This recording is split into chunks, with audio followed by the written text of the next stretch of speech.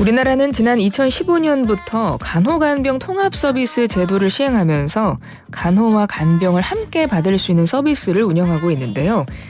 도입 이후 처음으로 간호간병 통합 서비스가 크게 확대된다고 합니다. 이제 환자 가족들이 직접 간호하지 못해서 간병인을 구해야 하는 상황에서 간병비 부담을 덜 수 있을 것 같아서 기대가 되는데요.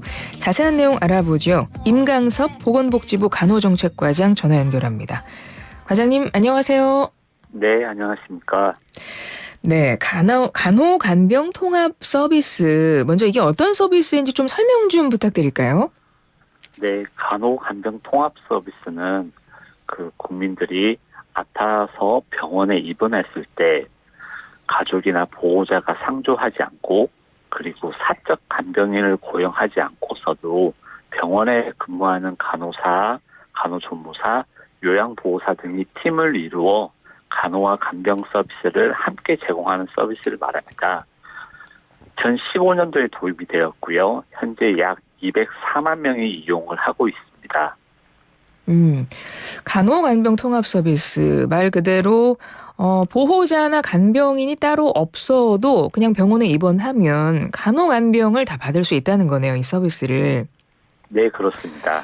그런데 뭐 병원마다 다르겠지만 아마도 그럼 간호사분들이나 뭐 이제 이런 분들이 그 업무를 해주실 텐데 이 간호간병 하시는 분들이 환자 한 명을 돌보는 게 아니라 여러 명을 돌아보게 될 거잖아요.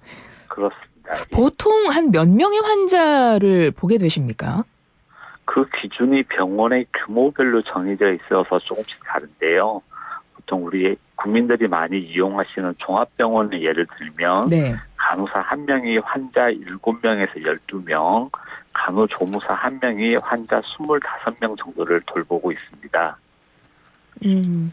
한 명의 간호사, 간호조무사 분들이 꽤 많은 분들의 환자를 지금 보고 계신데요.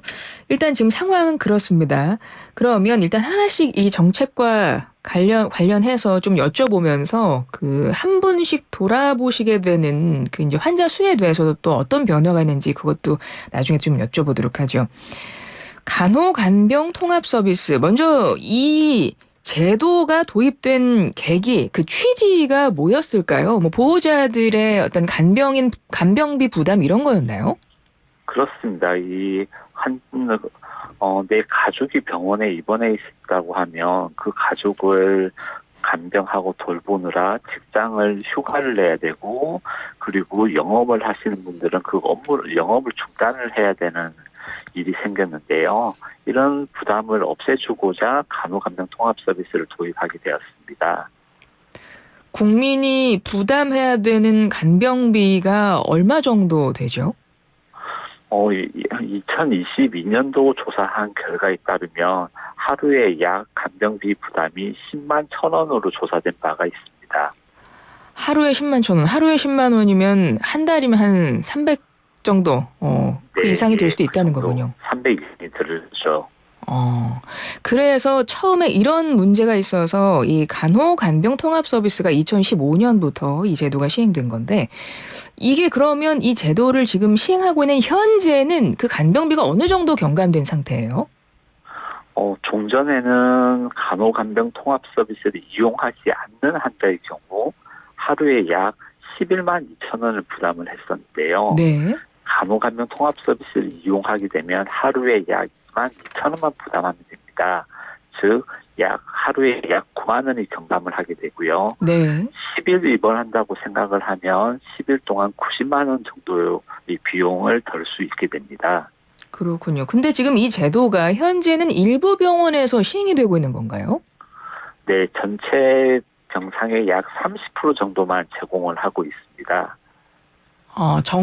전체 병상의 30% 정도 현재 제공을 하고 있군요. 그러면 네, 앞으로 이게 이제 확대된다는 그런 방안을 발표를 하신 건데 어느 정도 확대가 되는 겁니까? 일단 국민들이 수술을 했을 때 주로 입원하는 대형 병원을 저희가 상급 종합병원이라고 하는데요. 2026년부터는 이 지방에 소재한 상급 종합병원에서는 모든 상급 종합병원에서 서비스를 제공할 수 있도록 확대할 계획이고요. 수도권에 소재한 상급 종합병원이 약 22개소가 있는데 여기서는 현재 4개 병동만 서비스를 제공할 수 있던 것을 2개를 더 추가해서 6개 병동에서 서비스를 제공할 수 있도록 확대할 계획입니다. 네, 순차적으로 확대가 되어 나가는 거네요. 네, 그렇습니다. 그런데 간호간병 통합 서비스가 이 서비스를 받을 수 있는 환자의 어떤 상태라든가 그 환자의 대상이 좀 정해져 있지는 않습니까? 꼭 그렇지는 않습니다. 이 본인이 희망을 하고 환자의 주치의가 판단을 하면 누구라도 이용을 할 수가 있습니다. 아, 그래요. 보통은 이제 간호 간병이 필요하다. 아무래도 좀 입원 환자가 대상일 거고요, 그죠? 그렇습니다. 그리고 이제 장기로 입원하시는 분들은 뭐 간병비 부담이 어마어마할 것이기 때문에 이 서비스를 이용하시면 좋을 것 같은데요. 네. 보통 뭐 중증의 어떤 수술 환자분이라던가 아니면 치매가 네. 있으신 분들 좀 간호 간병이 필요한 환자이시기도 하잖아요. 네, 그렇습니다. 그러면 지금 이분들에 대한 어떤 서비스도 조금 더 달라지는 부분이 있습니까? 말씀하신 대로 외과계 수술을 받으신 분들이나 치매가 있으신 분들이 실질적으로 간호간병 서비스가 더 많이 필요했는데 안타깝게도 그동안 현장에서는 이분들이 역차별을 받고 있는 문제가 있었습니다. 역차별이라면 어떤 걸 말씀하십니까? 이분들이 간호간병 서비스를 이용하지 못하고 덜 필요한 경증 환자분들이 간호간병 통합 서비스를 오히려 더 많이 이용하고 있는 문제점이 있었습니다. 왜 그렇게 되는 걸까요? 다양한 이유가 있는데요. 현장에서 근무하는 간호사나 간호조무사의 인력이 부족한 문제점도 있었고 의료기관장이 좀 경제적인 이유로 그런 선택을 한 이유도 있었습니다. 그래서 그동안은 좀 역차별이 일어난 문제가 있었기 때문에 이번에 이 서비스가 확대되면서 그 부분도 뭔가 개선이 되는 거예요. 예, 이번에 서비스를 확대하고 개선하면서 가장 중점을 둔 게 이 서비스가 실제로 더 필요한 중증 환자가 역차별을 받는 문제를 해소하는 데 가장 큰 개선 방안을 담았습니다. 그럼 역차별 해소라고 하면 뭐 우선 배정이라던가 뭐 우선 서비스 이용을 할 수 있다던가 뭐 이런 게 되는 걸까요? 네, 그렇습니다. 이번에 제도 개선 방안에 중증 환자 전담 병실이라는 걸 도입을 하는데요. 주로 외과기 수술 환자나 치매, 선망을 보유한 환자를 전담하여 입원시키는 병실을 도입을 하려고 합니다. 여기서는 간호사랑 간호조무사 인력도 크게 늘려서 간호사 1명이 환자 4명, 간호조무사 1명이 환자 8명을 돌볼 수 있도록 할 계획입니다. 간호간병 통합 서비스에 대해서 이야기를 나누고 있습니다. 2015년도부터 제도가 도입이 됐고 일부 병상에서만 이용을 해오던 제도가 이제 확대된다는 건데 그동안 이 제도, 이 서비스를 이용해 보셨던 환자나 보호자분들의 반응은 어땠어요? 일단 환자나 보호자분들이 이 서비스를 이용하신 분들은 간병비 부담이 크게 들게 되고 또 병원에 상주하지 않아도 되기 때문에 만족도는 되게 높았습니다. 다만 좀 안타까움을 호소한 부분이 있었던 게 네네. 일상생활 보조, 즉 식사라든지 이동, 세수, 목욕 등 이런 간병 기능이 조금 약하다는 문제점을 제기하시고 있습니다. 그럼 그 부분까지 이번에 제도 개선에 좀 반영을 하신 거예요? 네, 그렇습니다. 저희가 두 번째로 이번 제도 개선 방안에서 중점을 둔 것이 간병 기능을 크게 강화하겠다는 건데요. 주로 현장에서 간병 업무는 간호조무사 선생님들이 담당을 하고 계신데요. 네. 이번에 제도 개선을 하면서 간호조무사 인력을 최대 3.3배 확대를 할 계획입니다. 그렇게 되면 환자분들이 조금 안타까움을 호소하셨던 간병 기능의 미흡함이 크게 해소될 수 있을 것으로 기대를 하고 있습니다. 고령화 시대에 꼭 필요한 서비스로 생각이 되고 또 취지도 좋습니다. 진짜 간병비 한번 집에 좀 많이 아프셨던 분들, 장기 입원한 환자가 있었던 가정에서는 아마 공감을 많이 하실 것 같은데 간병비도 많이 들어가니까요. 근데 이제 몇 가지 좀 궁금한 게 뭐냐면요. 일단은 이제 이런 서비스를 좀 서비스 수준 질을 좀 높이기 위해선 인력이 굉장히 많이 필요할 것 같거든요. 지금 한 3.3배 정도 인력을 늘린다고 하셨는데 그 정도 인력 확충이 어떤 방법으로 가능한가요? 네, 그 간호사의 경우에는 약 3천 명의 인력이 더 필요하고요. 네. 간호조무사의 경우에는 약 5명의 인력이 더 필요합니다. 간호조무사분들은 몇 명이 더 필요하다고요? 약 5천 명 정도가 더 소요가 더 필요합니다. 5천 예. 명 정도. 근데 이제 그분들이 어느 정도의 자격을 보유하신 분들이 필요한 거잖아요.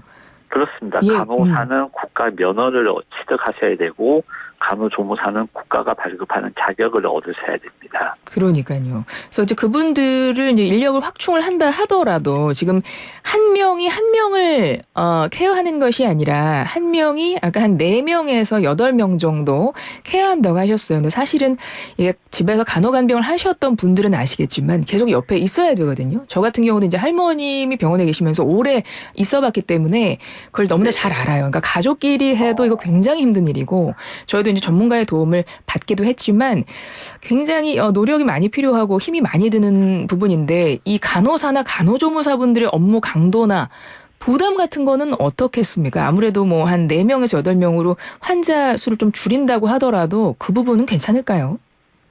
말씀하신 대로 현장에서 근무하시는 간호사나 간호조무사들이 업무 부담이나 근무 강도에 대한 걸 많이 호소하는 실정이고요. 예. 그래서 이번에 제도 개선 방안에서는 전반적으로 간호사와 간호조무사의 인력 배치를 많이 확대를 하였습니다. 그리고 그분들의 근무 환경 개선을 위해서 특히 유연근무제를 도입할 수 있도록 대체 간호사도 지원을 하고요. 그리고 신규 간호사가 임상 현장에서 잘 적응할 수 있도록 교육 전담 간호사 지원도 확대하는 등 전반적인 근무 환경 개선을 위한 방안도 담고 있습니다. 모든 서비스에는 비용이 들어가죠. 그러니까 본인이 직접 간병인을 구해서 하는 것보다는 확실히 병원비가 덜 들겠지만 어쨌든 이 서비스 이용하는 데는 그 비용이 더 증가하진 않을까요? 아닙니다. 이 서비스를 이용하시게 되면 앞서 말씀드린 바가 있는데요. 이 서비스를 이용하지 않는 경우에 비해서 약 5분의 1 이하로 비용 부담이 줄어들게 됩니다. 5분의 1 이하로. 그러면 이 확대되는 이 서비스 확대가 언제부터 시행이 되는 건가요? 올해 3월부터 시행이 되고요. 네. 많은 개선 과제를 담고 있는데 주로 대부분의 과제가 금년도 하반기부터 본격적으로 국민들이 달라지는 모습을 체감하실 수 있을 것으로 기대되고 있습니다. 3월부터 확대가 네. 되고 올 하반기에는 이제 국민들도 체감을 할 것이다. 지금 뭐 네. 준비가 많이 되어 있는 상황인가 봐요. 네. 이미 이 제도 개선을 약 2년 동안 준비를 해왔기 때문에 앞으로는 차질 없이 이행하는 것만 남았다고 보시면 될 것 같습니다. 알겠습니다. 그러면 요것도 한번 여쭤보겠습니다. 뭐 이거는 제가 걱정할 일은 아니지만 정부에서 돈이 많이 들어갈 것 같습니다. 정부 재원 마련 하긴 뭐 이거 모든 국민이 함께 걱정할 일이긴 하군요. 이게 세금이 들어갈 테니까요. 재원은 어떻습니까? 재원 마련에 대한 부담은 괜찮을까요?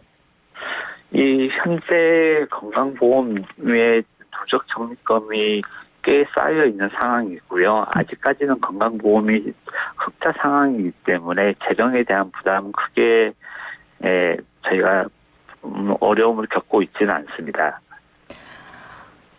간호간병 통합 서비스가 국민건강보험 적용이 되나요?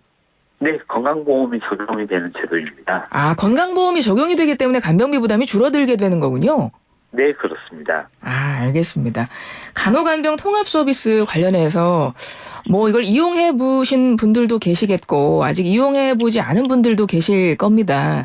앞으로 국민들에게 이 서비스 이용하는 데 있어서 좀 뭐 유의사항이라던가 이것만은 좀 알아두면 좋겠다는 거 있으실까요? 만약에 병원에 입원했을 때 거기에 주치의나 간호사분들이 간호간병 통합 서비스 이용을 권유한다면 적극적으로 이용하실 것을 해 보실 것을 부탁을 드리고요. 네. 그리고 한 가지 좀 국민 여러분께 당부드리고 싶은 말씀은 네.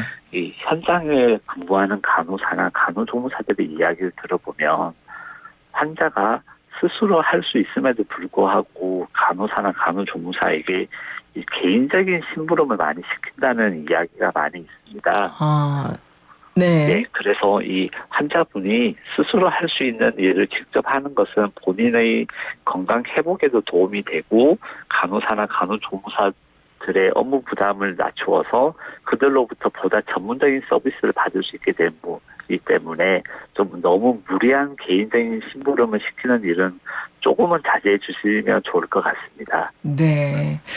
뭐 이 서비스를 이용하시는 분들이 그러니까 우리 가족이 정말 케어를 잘 받고 싶어 해서 이제 간호사분들이나 간호조무사분들이나 요양보호사분들이 정말 잘 케어해 주셨으면 좋겠다라는 마음은 다 동일하겠지만 아마 일부의 좀 몰지각한 분들이 말도 안 되는 좀 심부름 같은 걸 시키는 분들이 있다고 종종 뭐 보도를 통해서도 나옵니다. 근데 네, 그거는 아주 일부라고 생각을 합니다. 맞습니다. 이제 그거는 정말 그런 일은 있어서는 안 되겠죠. 네. 간호간병 통합 서비스 이 제도가 적용되는 거는 일반 병원급인 거죠? 일반 병원인 거죠? 네, 그렇습니다. 일반 병원에서 적용이 됩니다. 그렇죠. 일본 뭐 요양병원이나 요양원 같은 경우는 기본적으로 다른 방향으로 움직이는 거죠. 거기는 뭐 간병 서비스가 기본적으로 되니까요. 네, 요양병원에 대해서는 간호간병 통합 서비스와 다르게 올해 하반기부터 정부에서 간병 서비스 지원을 하는 시범 사업을 시작할 계획입니다. 예, 알겠습니다. 간호간병 통합 서비스 크게 확대된다는 소식 전해드렸습니다. 지금까지 보건복지부 임강섭 간호정책과장과 이야기 나눴습니다. 과장님 고맙습니다. 감사합니다.